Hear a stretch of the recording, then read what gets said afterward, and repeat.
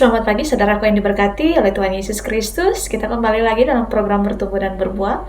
Kita sama-sama akan dikuatkan dan disegarkan oleh kebenaran firman di pagi hari ini. Dan tema renungan yang saya sampaikan buat saudara semua di pagi ini dengan tema Ketika Aku Takut. Kita baca bersama dalam Markus pasalnya yang keempat, ayatnya yang ke-40. Di situ firman Tuhan berkata, "Lalu ia berkata kepada mereka, 'Mengapa kamu begitu takut? Mengapa kamu tidak percaya?'"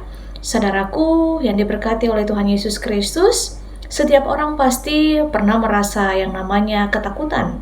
Rasa takut adalah emosi yang wajar sebagai manusia. Namun di dalam Markus pasalnya yang keempat, ayatnya yang ke-35 sampai ayatnya yang ke-41, kita diajarkan sesuatu yang mendalam tentang bagaimana menghadapi ketakutan dengan iman. Nah, kisah Yesus menenangkan angin ribut ini yang pada saat itu Yesus bersama dengan murid-muridnya menuju di seberang danau. Nah, mereka menghadapi taufan yang dahsyat. Ombak besar menyambar mereka ke dalam perahu hingga mereka hampir tenggelam. Nah, saudaraku yang diberkati Tuhan, di tengah kekacauan, Yesus malah tidur. Dan Yesus malah tidur dengan nyenyak di perahu buritan. Adalah tempat di mana pengendalian perahu itu simbol bahwa Yesus sebenarnya memegang kendali atas situasi tersebut, meskipun tampaknya dia tidak peduli. Nah, ketakutan para murid begitu besar hingga mereka membangunkan Yesus dengan seruan putus asa. Di situ mereka berkata bahwa, "Guru, Engkau tidak peduli kalau kita binasa." Dan Yesus pun bangun dan menenangkan angin ribut tersebut. Dan dia berkata, "Diam, tenanglah." Nah, seketika itu juga angin mereda dan danau menjadi teduh. Namun Yesus kemudian menegur murid-muridnya dan berkata bahwa, "Mengapa kamu begitu takut? Mengapa kamu tidak percaya?" Saudaraku yang diberkati Tuhan, di pagi ini sama-sama kita mau belajar dari ketakutan murid-murid. Yesus tidak menegur mereka karena mereka takut, tetapi karena mereka begitu takut, ketakutan yang berlebihan hingga melupakan iman mereka kepada Yesus. Nah, ketakutan yang berlebihan ini seringkali muncul karena apa? Kurang kepercayaan kepada Tuhan. Ketika murid-murid melihat badai, mereka langsung dikuasai oleh rasa takut. Mereka lupa bahwa Yesus, Sang Pencipta alam semesta, ada bersama dengan mereka di dalam perahu. Ketakutan mereka itu membuat mereka mempertanyakan keberadaan Yesus, perhatian Yesus. Mereka mengatakan, "Guru, Engkau tidak peduli." Nah, bukankah ini sering terjadi dalam setiap kehidupan kita? Ketika kita menghadapi begitu banyak persoalan, badai kehidupan, entah itu masalah keluarga, masalah keuangan, kesehatan, atau tekanan lainnya, kita mudah merasa takut dan mulai meragukan penyertaan Tuhan.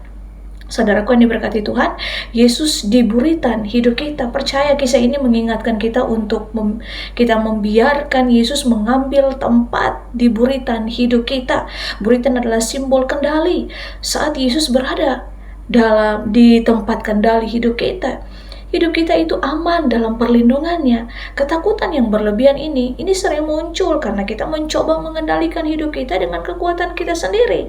Namun ketika kita menyerahkan kendali dan menyerahkan itu kepada Tuhan, kita akan merasa damai, kita akan merasa sukacita yang melampaui segala akal. Nah, firman dalam Mazmur pasalnya yang ke-46 ayatnya yang kedua berkata, Allah itu bagi kita tempat. Mazmur 46 ayatnya yang kedua di situ berkata, Allah itu bagi kita tempat perlindungan dan kekuatan sebagai penolong dalam kesesakan yang sangat terbukti. Saudaraku, mengatasi ketakutan dengan iman. Mari sama-sama apa yang bisa kita lakukan ketika rasa takut itu tiba-tiba datang bersama dengan masalah yang menantang hidup kita. Mari kita mengatasi itu dengan iman, percaya kita kepada Tuhan. Ingat, siapa Tuhan kita? Tuhan yang kita sembah adalah Tuhan Allah yang hidup, yang berkuasa dalam segala segala hal. Sama seperti Yesus menenangkan badai, Dia mampu menenangkan badai dalam kehidupan kita. Mari sama-sama kita berdoa dan kita menyerahkan kendali semua dalam tangan-Nya.